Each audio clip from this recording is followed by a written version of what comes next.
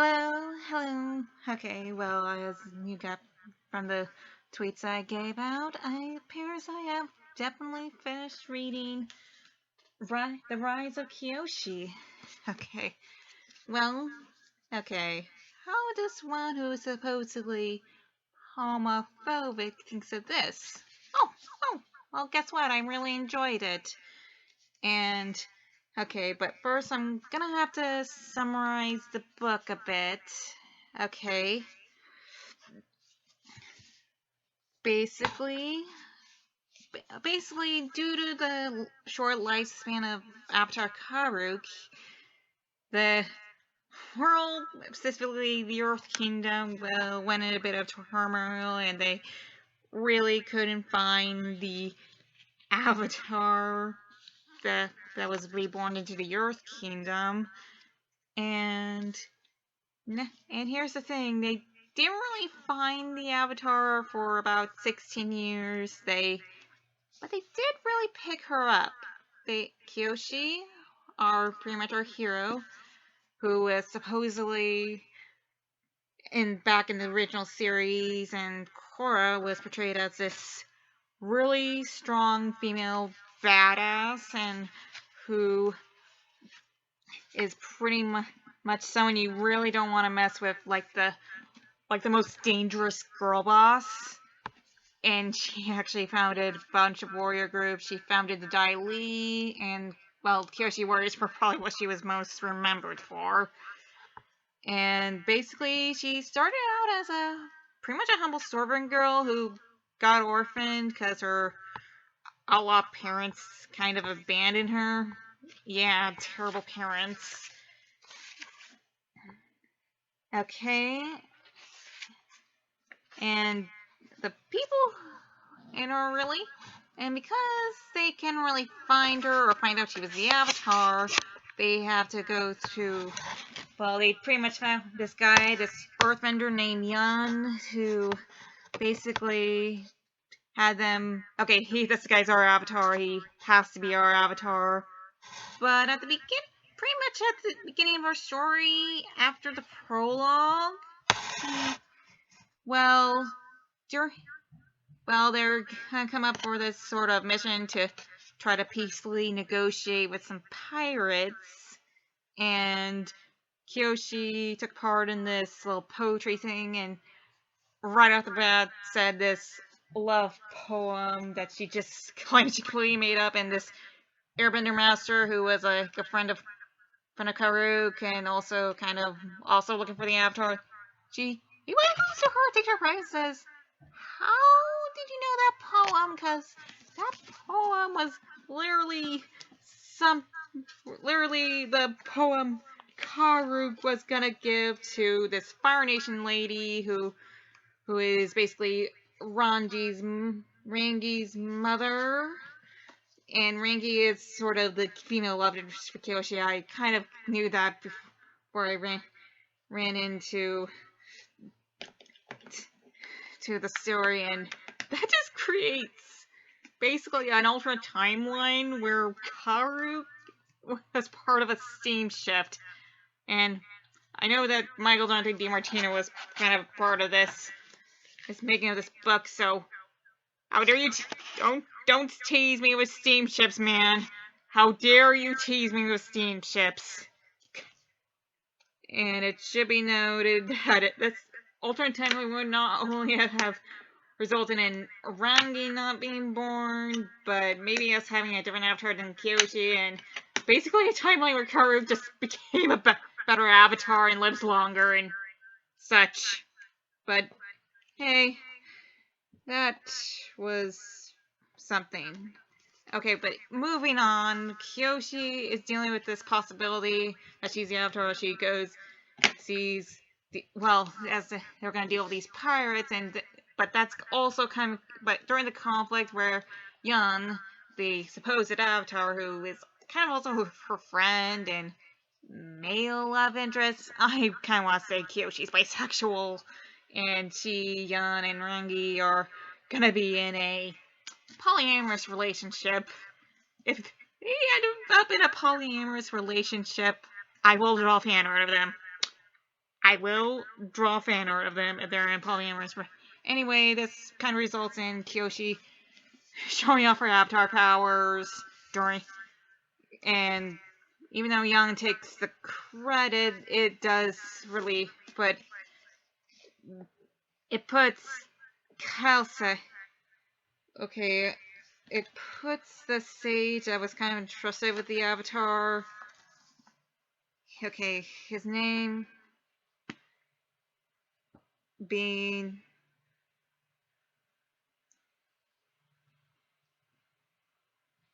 okay, let me find the Jiansu, yeah, Jianshu,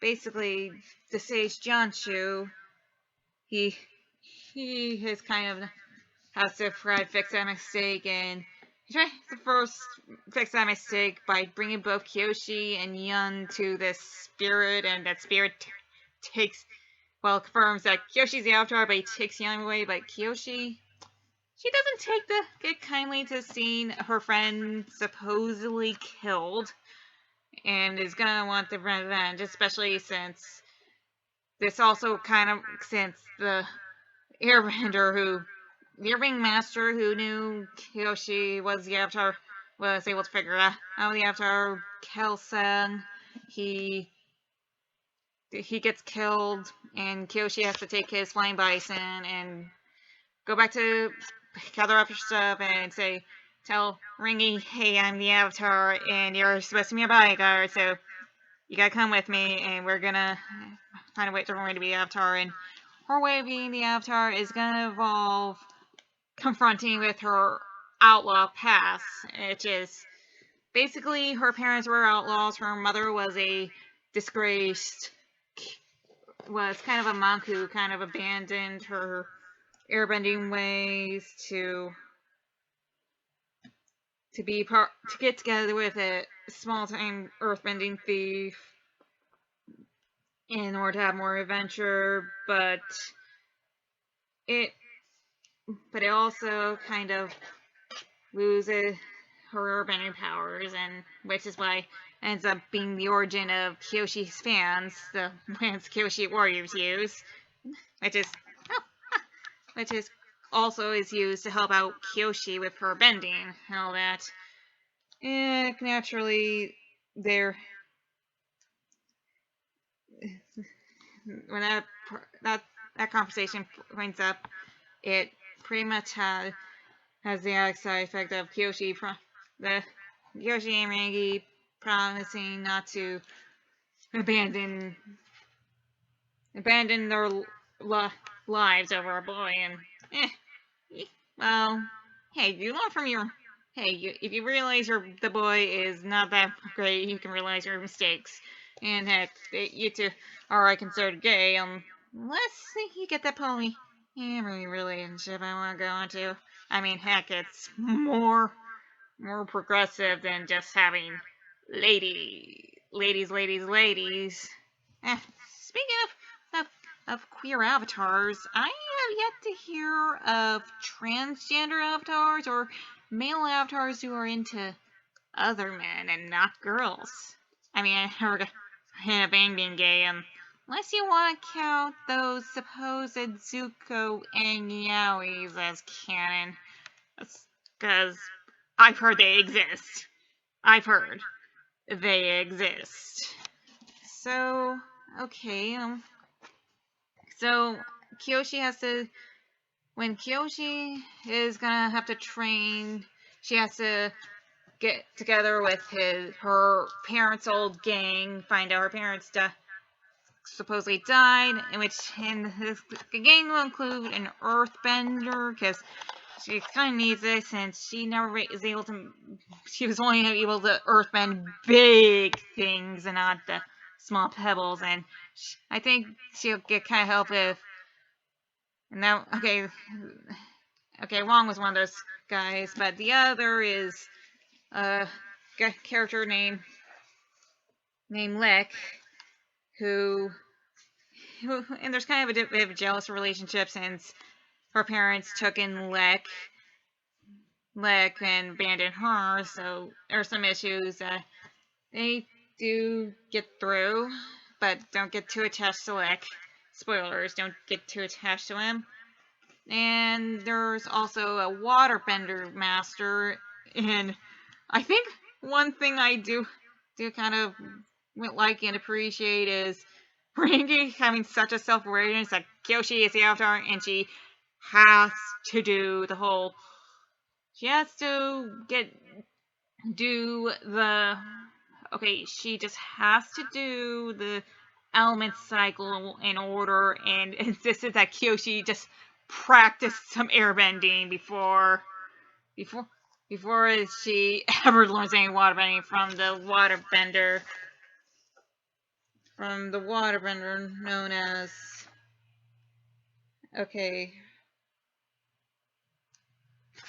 as Kurima. Yes, her name is whatever's name is Kurima, and by the way, there were kind of a bunch of attack the outlaws, so Kyoshi had to get her bearing through outlaws, so it's just pretty much unique. That's a pretty unique.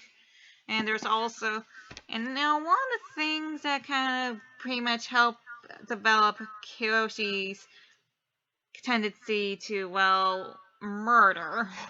Okay, if you even remembers the Avatar Day episode, basically that plot does come up. She meets with this guy who kind of is an assassin. He's an old guy named Laogi. I would not be surprised if that was actually pronounced Lao guy, or is similar to that. But okay, he basically gives Kyoshi the rundown on how to expand her lifespan. So now we know why she lived up to be over 200 years old. Okay, that's a good. That is a good. That's a good thing to know. And basically one of their missions is to basically infiltrate this governor's mansion to pick up a prisoner who is a criminal because they had to repay a debt, because her mother's old gang needs to repay a debt to these bigger gang. And Kyoshi is told by the assassin that she's gonna have to kill the governor because he's kind of not a very good governor, but the governor turns out to be a 15-year-old kid and is just doing the things he was taught to do, and Kyoshi decides, okay, I'm not gonna kill this guy, he has a way of redemption, so she just saves him from being assassinated and then sends him on his way and says, you better learn how to, okay kid, learn how to be a better governor and actually take care of your people and not be this greedy jerk, or else I'm gonna come back for you and you're gonna regret that I ever saved you. And then, but then we do get the moment where she actually has to kill, and she has to kill the prisoner that they had to rescue, which is, it's this firebender who is kind of like the one first rare instances of lightning bending, because I'm guessing that what didn't come too common until Korra. That was just a special technique that is learned when probably by the time Roku was around. Maybe we're gonna see how common it was in the next book, Shadow of Kyoshi, but I'm not talking about that. So basically, she had to kill. She ended up killing Zhu. Okay, his name's pronounced like Xiu. So he ended up killing him because she saw that he was not being kind to villagers. He just wanted destruction, and Kyoshi wasn't doing well. She didn't like that, and she took him out in a honorable way while pretty much going the Avatar state and killing him, but also remorsing that he knew this lightning bolt technique, and that would be useful to some people. And afterwards, there was a moment of peace, and she kind of took over the seen his later love scars, but either way, that's also kind of the moment where where Jianju kind of catches up with her, since he just killed a bunch of Earth Kingdom nobles that weren't really in his pocket, and Prima, and also he kind of poisoned kind of killed servants, and Range's Range's mother is still alive at the end, so you don't worry about that. So afterwards, he kind of followed he killed off another Kyoshi's friends, kidnapped Range, and just made sure Kyoshi was disabled for that portion. And then Kyoshi goes after him while her outlaws, they go on the rescue mission to get Range and her mother. And the battle was really interesting. It started out like they were gonna have this simple conversation, and then it kind of escalated with, with how powerful this Earthbending sage was. But then something I know it's gonna come up as a plot in, well, sort of something that's gonna happen in Shadow Kyoshi, which I'm kind of looking forward to.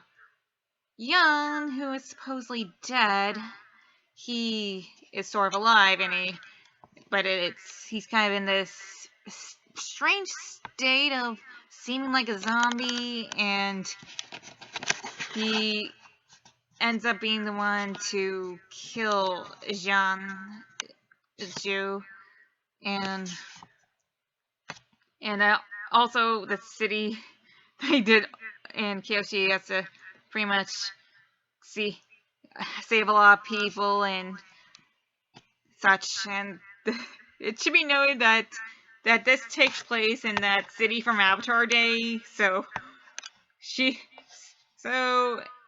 not going to be so even though she claims she's not going to be dealing with the Jews, she's going to deal with them, and it's going to bite her in every future life, especially with how they made holiday about hating on the Avatar and has to change their ways.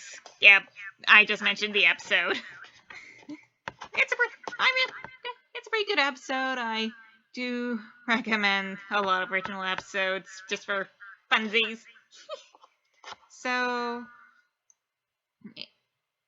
this conclusion is that we're gonna get Kyoshi's gonna try to get into her own, and there's gonna be a setup for future events, like getting more information about what happened to Yon, maybe some things about Karuk, since the last line is just Karuk, her previous life, asking for help.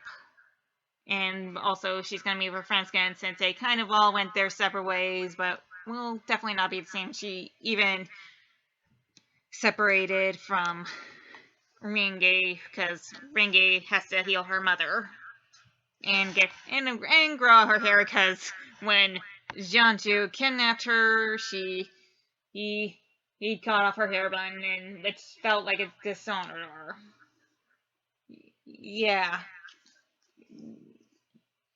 Sometimes hair cutting, like cutting off your bun, like in that beginning of Princess Mononoke, that is often symbolizes with just losing, like, your honor. So I did really enjoy it, and if I am gonna get more into the relationship between Renge and Kyoshi, well, I do have to get into why I probably had more exception to this than Korosami, and that's probably because of build-up and the fact that the characters were kind of their own, and they did shit. I mean, Renge actually fought someone with a name. She didn't fight nameless henchmen. She fought other vendors that had names, and she was actually really, she she had personality, and she wasn't on kind of an honor-bound firebender. And Kyoshi, we were kind of we do now and there was some character development of them, and I guess when it comes to romantic subplots, it shouldn't be about who ends up with who or or how surprising the relationship is. It should be about build up, like you kind of see that these characters have a bit of a spark between each other. You probably see them become friends or are good friends, and then you see them grow into, like, they have that spark in that there's something more between them, and it's important to know that they are friends, but there's a spark and something more between them. I did sense that with Renge and Kyoshi, but I never saw that with Korosami. I mean, Makora did have that, and I'm still going to be a bitter Makora shipper as long as I get more Korosami than Makora, and whenever I type in Makora on Etsy to look for what I want to put on my bag, well, I'm going to be a better Makora shipper. Okay, I kind of know that there's going to be some more Legend of Korra stuff. I mean, well, at least some comics. I'm still kind of boycotting it. I mean, but I am curious about what happens to the Korra graphic novel that's supposed to take place in the Fire Nation. I'm gonna be worried that's canceled, and I know there's gonna be a manga one shot, and I swear the manga one shot is gonna be a free comic book day thing, and I mean, we'll probably pick it up, but I'm probably not gonna keep it if I don't like the content, like if it involves Prince Wu, who I will always find more annoying and pointless than Jar Jar Binks, and if it involves Mako getting a love interest, because I'm a heartbroken Makora shipper. Not a butthurt Makora shipper, a heartbroken Makora shipper. I mostly had to do the butthurt thing, putting the butthurt thing, because someone on Tumblr called me to chill out, you butthurt Makora shipper. Well, I'm not butthurt. I'm heartbroken. Those unpopped bottles that I already popped to drown out my sorrows. Okay, so Rise of Kyoshi, well, it's pretty good, and it is kind of like one of the better prequels for a franchise, and okay, I'm probably gonna need a drink of water.